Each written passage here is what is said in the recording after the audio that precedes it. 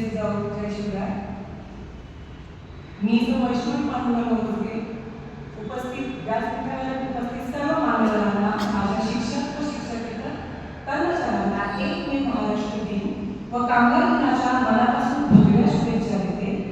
ज्या महाराष्ट्रात माझा जन्म झाला अशा या छत्रपती शिवाजी महाराज, छत्रपती संभाजी महाराज, राजमाता जिजाऊ यांनी घडवलेल्या महाराष्ट्राचे कौतुक करण्यासाठी आपण सर्वांसमोर उभी आहे. आज मी जे काही स्त्री म्हणून ज्ञान प्राप्त केलेले आहे ते केवळ स्त्री शिक्षणाचा वसा घेतलेल्या सावित्रीबाई ज्योतिराव फुले यांच्यामुळेच आपल्याला हे विसरून चालणार नाही. जसे आपण जिजाऊच्या लेकी आहोत तशाच आपण सावित्रीच्या सुशिक्षित लेकी आहोत. शाहू फुले आंबेडकरांच्या या पावन कर्मभूमीमध्ये आपण सर्व महाराष्ट्रीय त्यांच्या क्रांतिकारी विचारांचा वारसा घेऊन पुढे जात आहोत. अशा या राकट, कणखर आणि तरुणांच्या देशाची व्युत्पत्ती कशी झाली हे थोडक्यात पाहू. आपण सर्वजणांनी विविध थोर मराठी भाषा विद्वानांनी, संशोधकांनी महाराष्ट्र या शब्दाच्या विविध व्याख्या वाचल्या आहेत आणि ऐकल्या आहेत. जसे की महान राष्ट्र, मोठे राष्ट्र म्हणजेच महाराष्ट्र, मराठ्यांचे राष्ट्र म्हणजेच महाराष्ट्र, मल्लांचे राष्ट्र म्हणजेच महाराष्ट्र. महानुभाव वाङ्मयापासून ते संतांचा वारसा असलेल्या वारकरी संप्रदायाच्या लेखणीतही आपल्याला महाराष्ट्राची व्याख्या बघायला मिळते. महानुभाव ग्रंथकार बिंब कृष्णमुनी हे तत्कालीन महाराष्ट्राचा सविस्तर शब्दात मांडणी करताना म्हणतात, विद्यार्थी पासोणी दक्षिण दिशेची, कृष्ण नदी पासोणी उत्तरेची, झाडी मंडळा पासोणी पश्चिमेची, महाराष्ट्र बोलीचे. संतांच्या मते महाराष्ट्र ही केवळ एक भौगोलिक सीमा नसून ती ज्ञान, भक्ती व त्यागाची पावनभूमी आहे. संत ज्ञानेश्वरांनी मराठीचे कौतुक लिहिताना माझी मराठीची बोलू कौतुके परी अमृतातेही पैजी जी पैजा जिंके असे वर्णन केलेले आहे. तर संत नामदेवरायांनी महाराष्ट्राची परंपरा पंजाबपर्यंत पोहोचवली. त्यांनी आपल्या अभंगात महाराष्ट्र व मराठी भाषेचा महिमा उत्तर भारतामध्ये पोहोचवला. थोडक्यात संतांनी अभंगाच्या माध्यमातून या महाराष्ट्र भूमीला भक्तीची पावनभूमी बनवले व तिला सांस्कृतिक ओळख मिळवून दिली. इतका प्राचीन इतिहास असणाऱ्या महाराष्ट्राला स्वतःचे अस्तित्व निर्माण करण्याची 106 हुतात्म्यांनी आपल्या प्राणांची आहुती कशी दिली व संयुक्त महाराष्ट्राची स्थापना कशी झाली याचा आपण थोडक्यात इतिहास या दिवशी जाणलाच पाहिजे. 1 मे 1960 हा दिवस महाराष्ट्राच्या इतिहासात सुवर्ण अक्षरांनी लिहिला गेला. हा केवळ एका राज्याचा स्थापना दिवस नाही, तर तो मराठी माणसाच्या प्रखर संघर्षाचा, बलिदानाचा लढा आहे.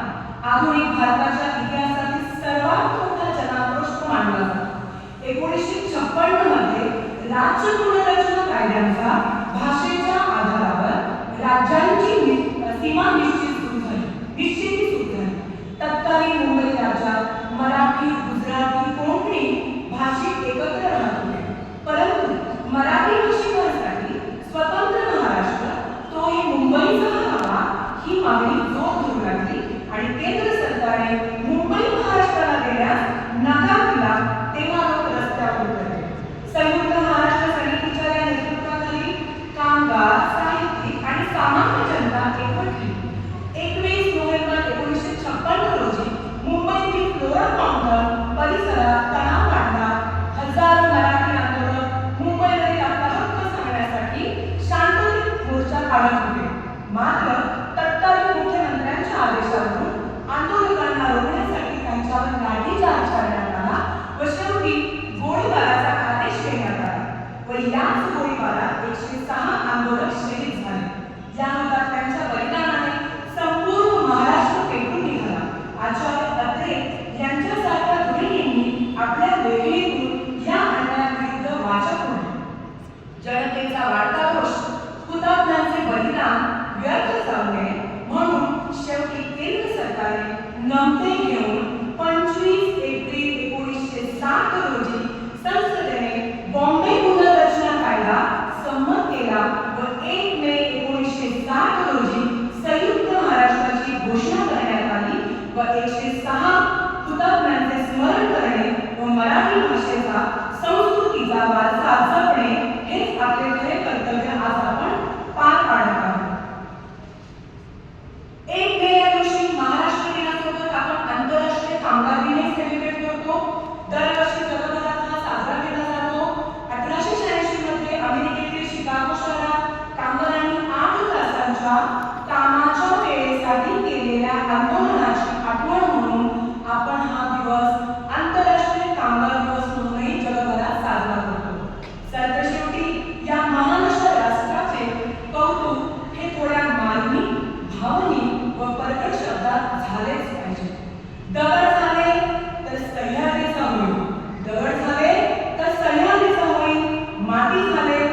महाराष्ट्राची होईल.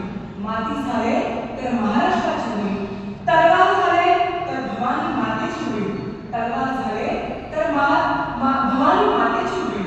आणि पुन्हा मानवाचा जन्म मिळाला तर मराठीच होईल. मराठीच होईल.